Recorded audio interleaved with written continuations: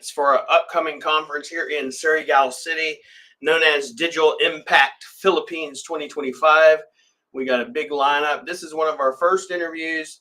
And like I said, Geb's going to come in and he does content, copy, sales copy, email copy, etc. So get your questions lined up and we're going to have him in here answering any of these questions that you may or may not have regarding sales copy, and how to do it better. Because I know sales copy is one thing a lot of people struggle with. Sometimes you get a roadblock, you get writer's block, you don't know what to do. We're going to go over that with him and then get started. Give me 1 second. So just get your questions ready. So he lost his connection, but go ahead and get your questions ready and everything, and he'll be right back in. Okay, waiting you, bro.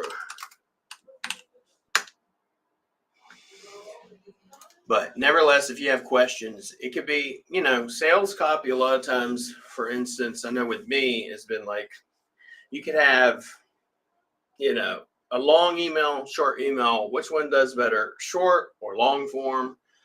There are different people that will say long form does better. Different people will say short form does better. So can ask those questions. We can even maybe see if he, give me 1 second.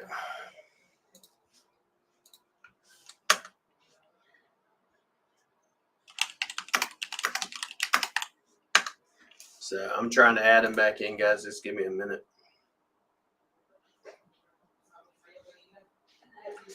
So just go ahead and get your questions ready as we were waiting on him, and then we'll go ahead and get started, okay? But Digital Impact Philippines, we're going to have around 12 speakers or more. It'll be a 2-day conference at Gateway Hotel and Convention Center, okay, in Surigao City. It'll be a 2-day event. We got a whole big lineup, many guests I have not even mentioned. We'll be interviewing them each over the next few weeks, next few months before the conference. The conference, once again, is June 29th and 30th. So you can get your tickets at digitalimpactphilippines.com. But Geb Vence, he's going to be one of our speakers. He's going to be speaking about copy, sales copy, email copy, how to get people to give you some money. Whether that's on your website or whether that's on your emails, it always matters.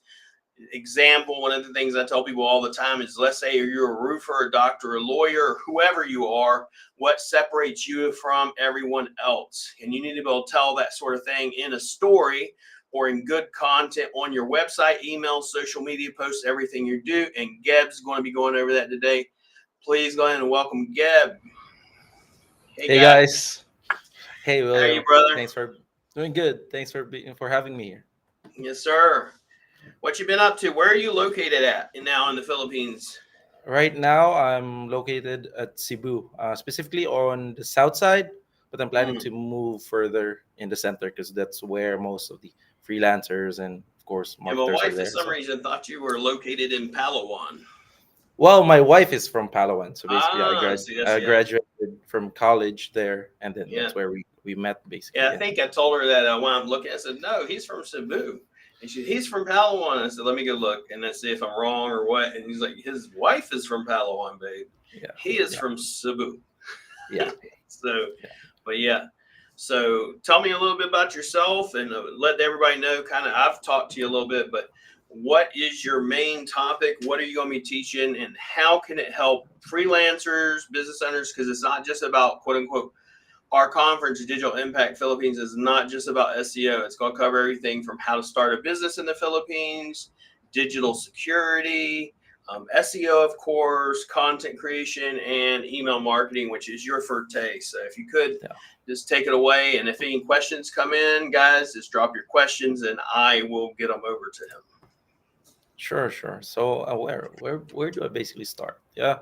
Well, it's the world has been pretty much wild with AI and stuff, and everyone, of course, is into it. Everyone is driving nuts on how to use them, and now with right now at this forefront of where we're talking in conferences, especially here at Digital Impact, I think email marketing is a very good way to really hone your voice to your audiences. Especially on my end, I really focus on people who sell courses, entrepreneurs who has products, who has services that they want to offer.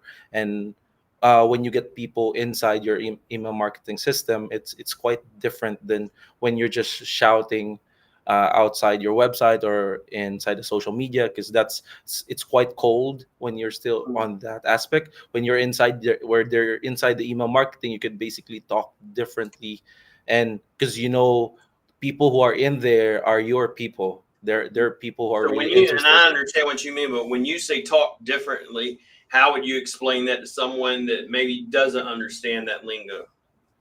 Well, let me give you a brief example. Well, when you say copy, it's for like let's say people who are not into marketing, people who don't really sell a lot of online stuff.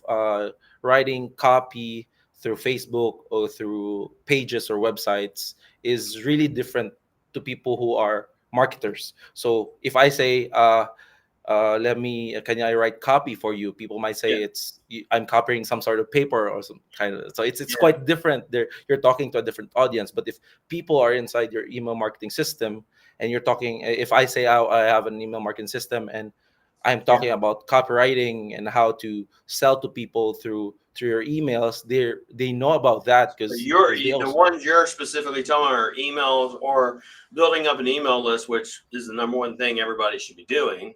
yeah. Which is one of the reasons why I use Facebook a lot of times for organic traffic, is to build up your email list.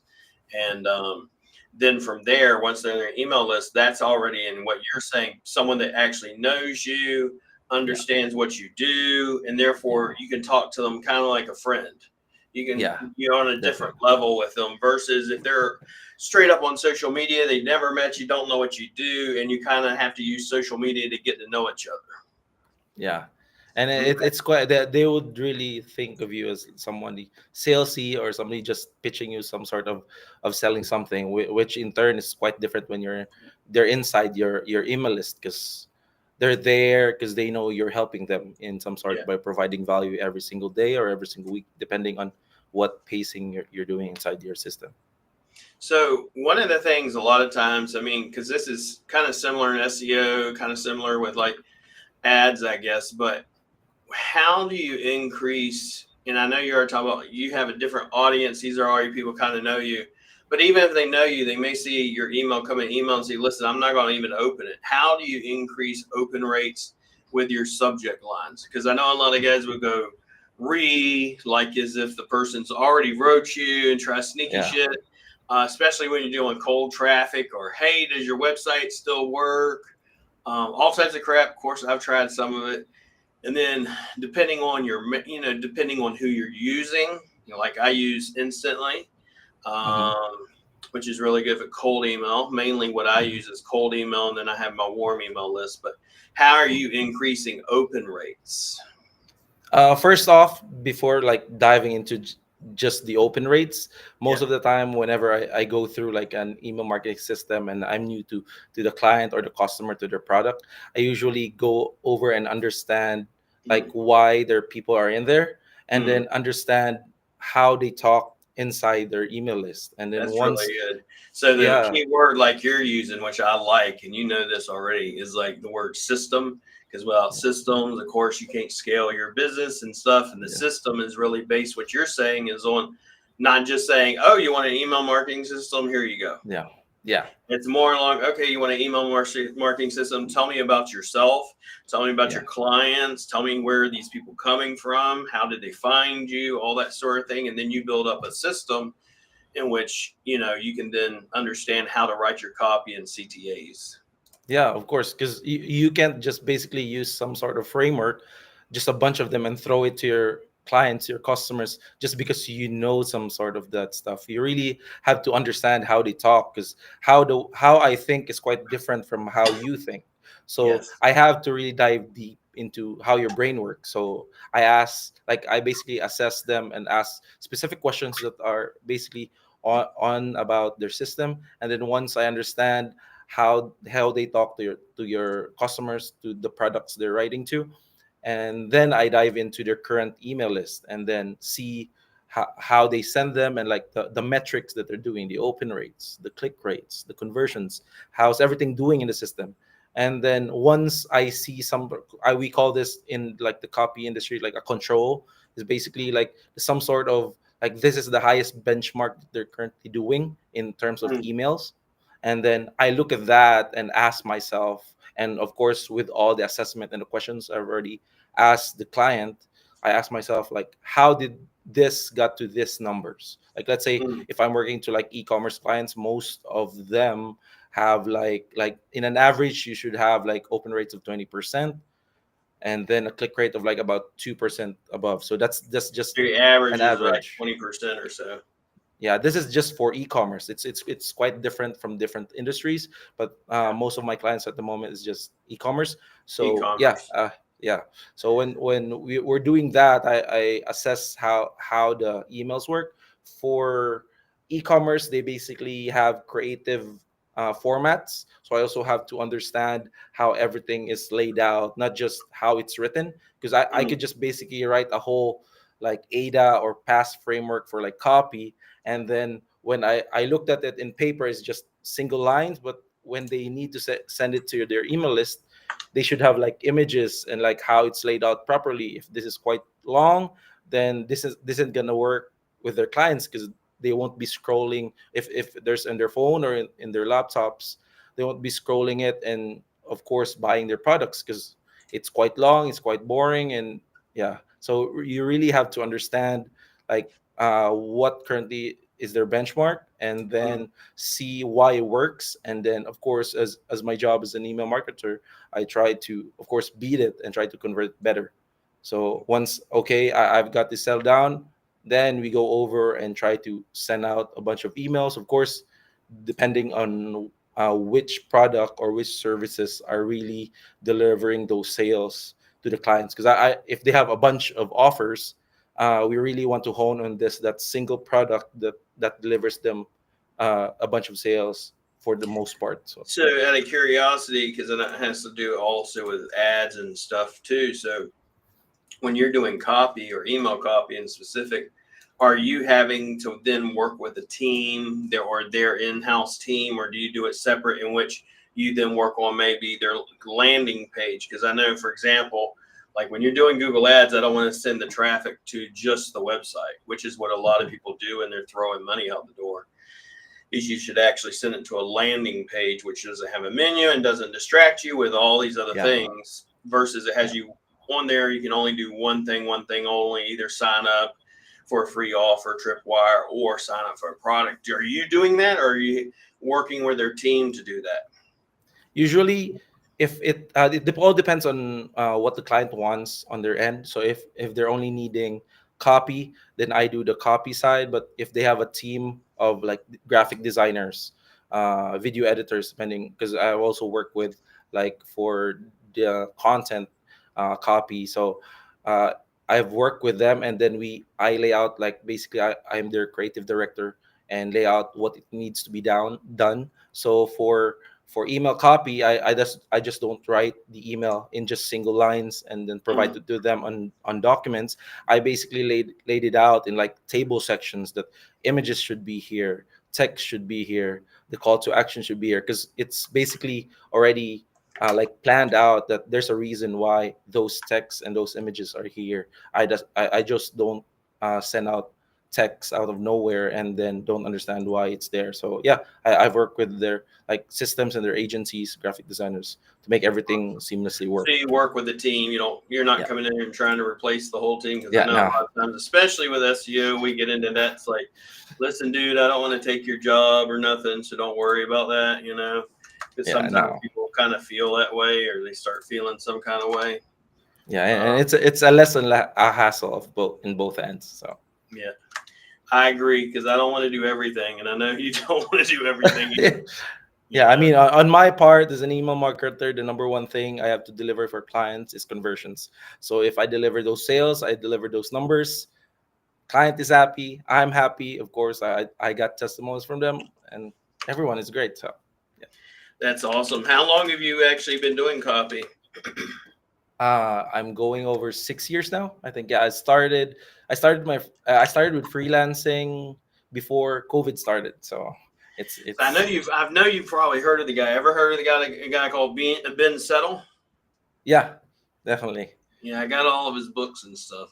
I told Yeah, people all the time. So I wish I had his book Troll Copy long about 5 6 years ago. It would have taught me some things of what to do, what not to do, that sort of thing. But he has a lot of good stuff. But his stuff is like it's just so much. Also, like in that one Facebook group, I forget what it's Nothing Held Back that me and you are yeah, into. It's like there's yeah, so much information in there in the copywriting world and yeah, for conversion sure. rates and CTAs. It's like, how do you think you're gonna do web design plus the copy plus the conversion rate plus Google Ads plus some SEO? You're just an all-in-one package. A lot of people don't understand you can't do it all. So Yeah, for how sure. would someone get started? I mean, what would you got two types of people probably be the agent, the event Digital Impact Philippines. So we're going to have business owners, obviously, Hmm.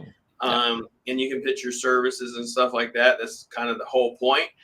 And then besides that, you want to have virtual assistants. Like if they're course, if they have a course, where would they start? Or if they're a VA, where would they start? Because it's not just, hey, get in front of a computer and just start typing some copy and there you have it. So how would they get started? What would you teach them, especially with AI? Because everybody thinks AI is going to replace copywriters and graphic yeah. designers and SEO and every other thing. So what would you say to that? AI is going to Well, replace everything, Geb. So why should I hire you? I don't personally think that at the moment I don't think AI is gonna replace someone who has knowledge of copy. I guess AI is gonna replace someone who doesn't use copy plus AI together. So that's two So it should different make sides of the you it coin. should make you more efficient. It's not going to replace. Yeah, Yeah, definitely. that's where a lot of people kind of get hung up. I tell them, say, AI should make you faster. It should Yeah, make you more efficient. But if it replaces you, you suck to begin with. To be honest with you, if it can replace you that easy, because it's definitely not easy to use AI just to make anything, graphics, any of that stuff. Some of it's yeah. easy, some of it's not so easy. So Yeah, and of course you're still part of the brain in terms of AI at the moment. So if you don't have the foundation, you don't have the frameworks and the knowledge when writing copy or doing graphic designs, then AI won't do anything for you because of course it will just pop out tons of stuff that you're not sure is yeah. gonna convert or you're not Well, it's sure kind of it's like good. where people say, well, AI is going to replace SEO. No one's going to no longer use the traditional SEO, which may be true, Give it to them. But they'll say, for example, to be ranked in the AI engine, where does it pull all of this information from? Google.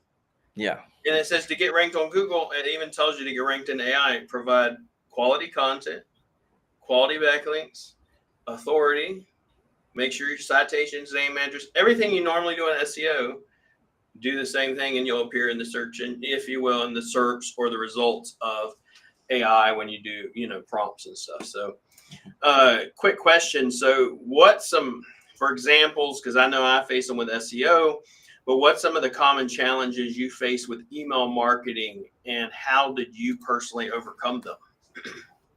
let me see. One of the things I usually notice with email marketing for clients that I've worked with is either one, they haven't like laid out their actual system like DMARCs or SPIF and all those kinds of stuff, and they're basically throwing me inside the fire and asking me to fix everything with a simple email, weekly emails, expecting their list to be good and Yeah. or get conversions out of nowhere, and those parts are like not in my control because that's your business. You really have to understand those Mhm. stuff, and you got to know because that had client way back before when he had like, let's say, just a few thousand subscribers, but those 1,000 subscribers he just got from like a list of somewhere cold and unengaged. And I tried pushing in different sales tactic, different email marketing frameworks. Everything didn't work because they're not the person he's working should be working with. So those kinds of stuff, you really have to understand that when you have to go through email marketing and writing copy, Mhm. you gotta first set up your subscribers first and understand that they're the ones So you're in your talking to. industry, it's kind of like the same thing with SEO. It's different if, for instance, I built the website, brand new business, brand new GMB, Yeah. brand new backlinks, brand new everything. I have full control over it. Hmm. And therefore, I know who's going to be on the email list. I know Yeah. who's going to be the clients clicking and going to the website. In your case, it'd be, if you had to be involved in the business and building the email list from the get go instead of coming in later. Because if you come in later, you don't know where all these emails came from. You don't know Yeah. what offers they came from. You don't know where they bought. Are they crap? Because a lot of times Hmm. people go, "Oh, I can buy an email list," Yeah, and then for therefore they sure. do, and then it's And crap, and they're like, "Hey, Gab, I only get like a 2% conversion. What's the problem here?" yeah, yeah. Well, And like some others like try to do multiple funnels, like selling a lot of stuff, and then all those people who are signing up to their email list are like bunched up into the whole, into like, one email list instead of yeah. And segmenting them. So you yeah, recommend segmenting them, I would suppose. yeah, definitely. So why would you, just for everybody, why would you segment a list? Because they are basically in different levels. So if they're kind of new and you marketed some sort of tips and tricks or some sort of cheat sheet just to get them going, and they Mm, don't they have zero knowledge of what you're offering, yeah. and they're with people who are already joining your courses, already in your conferences, or having your products already in just one list. So when you promote stuff out So of what you're, I nowhere. mean, essentially saying is like, for instance, these people, I just met them, I'm acquainted with them. These people I'm good friends with, and these Yeah, people were like this. And yeah, therefore, you kind of got to talk to them in different ways. And the only way you can do that is by segmenting it and having them compartmentalized, if you will. yeah, And also, I know with like Go High Level, because that's what we use, then they go into email sequences and yeah. different steps or different Mhm. offers. And you can't do that if you put them all into one freaking Yeah, list. So, yeah. So you'll sound pitchy for the first and like, new people coming in, rather than be educational and more value to them. So yeah. so I'm going to go ahead. You use a CRM, I'm supposing. Is it Go High Level? Is it ClickFunnels? What are you most comfortable using usually? Right now I'm with Groove, so I'm not sure Mhm. if it's more of like Mike, Phil Samies, and other bunch of people. So it's basically a whole funnel system. But most of my client right now, I'm more of in LinkedIn. So I have like an automation where I basically talk to them through DM, and then we get into the call. So I don't usually So go from a through. just is going something. So I do LinkedIn to have automation. So Mhm. from just for example, from you get them your whole point on a DM is to get them to respond. Yeah. Once they respond, and let's say they say, "Yeah, I'm interested," are they put into a? Let's say they book a call, and from that call they go into a list. I'm supposing. Yeah, Okay, for the and most then they part. go into another sequence and stuff. Okay, so it's another reason why I think a lot of people, like whenever I first started, I wish I had a CRM. And like this year, I'm literally right now. So I just rebuilt the entire website. It looks great. And as soon as I was done with it, all right, let's put it over and Go High Level. So now I'm taking the entire site, putting in Go High Level because of all the automations, because of all the sequences and all the stuff that it can do. And we've also been able to, and for our case, we've been able to rank websites on for SEO in different niches using Go High Level. It doesn't have to be in WordPress. So but nevertheless, that's always good to hear. So you're doing automations, everything's in a sequence, and you recommend automations. Obviously, I would think, and because excuse me, what type of strategies are you using to nurture the leads once you get them into an email sequence? For the most part, most of my clients are through DMs and through just following them up through LinkedIn. So right now, it's just more of a very concise and small list. I just have them for follow ups. So I Mm-hmm. don't really have like a very wide. email sequence and everything. I just really wanted to keep it simple, and Yeah, and I then mean, some people I've seen some as complicated, two or three emails, and yeah, then I've seen some that complicated as 30 plus yeah, days. yep. Um, like what do they call it in ClickFunnels? It's like I forget the term for it. You'd probably know it better than me, but basically, it's the sign field. Yeah, It's the sign field. It's Seinfeld like, emails. Yeah. yeah, what did you do today? It's Uh, like, and you just talk about what you did today and somehow tie whatever you did into what your offer is.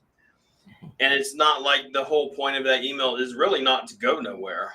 It's just to keep telling a story and so they get to know you. And it always ties to your offers and stuff. I've tried a little bit of that, but a lot of it's ranges anywhere from offers to, a lot of times sequences. While we're going into go high level, as my plan, for instance, is to then have, okay, it's a brand new client.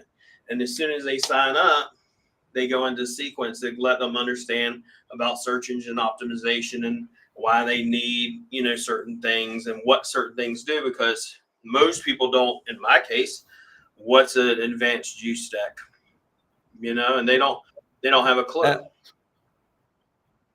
yeah, and to be honest, this is for like if business owner have already like they have their money ready to set up everything. But for like freelancers, I don't really recommend like set up a bunch of Yeah. stuff first right out of the gate if you're kind of new. I personally better recommend in terms of like volume. So I'm really used to like doing connecting to people like personally because I started with freelancing and then moving right now with just a small agency.